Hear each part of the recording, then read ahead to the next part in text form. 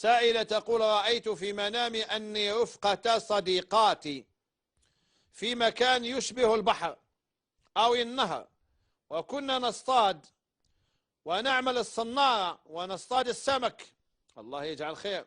وفجأة رأيت أني أخرجت 3 سمكات كبيرات وأخريات صغيرات، فاحتفظت بالكبيرات.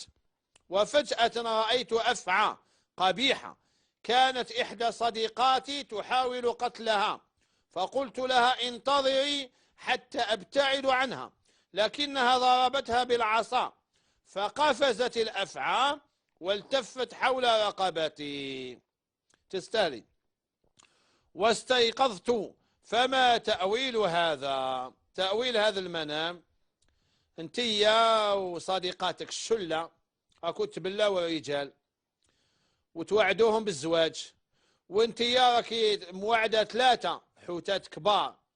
حوتات كبار، انت تحبي هذا النوع تاع الرجال اللي بالك اللي عندهم المال ولا الجاه ولا حاجة هكذا، راكي 3 صيدتيهم، وهذاك الحوت الصغير طلقتيه. المزلوطين الشباب اصحاب لونساج اللي ما عنده والو مسكين، رحتي للحوت الكبير، هذوك رميتيهم، خليتي 3 كبار.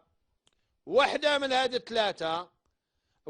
هذه الثلاثة عنده خاطبته ولا مزوج، ما لا سمعت بك بلا كي تدوري لها براجلها ولا بخاطبها، هاي جات لك دارت لك على رقبتك، يا ام الله ما راهي طلقاتك حتى تطلقي الحوت نتاعها. فهمتي ولا ما فهمتيش؟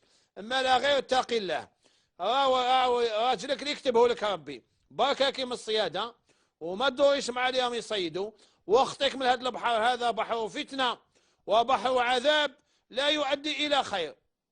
الراجل عنده مرته ولا عنده خطيبته، جاي انت تصيدي ب3، الله يهديك.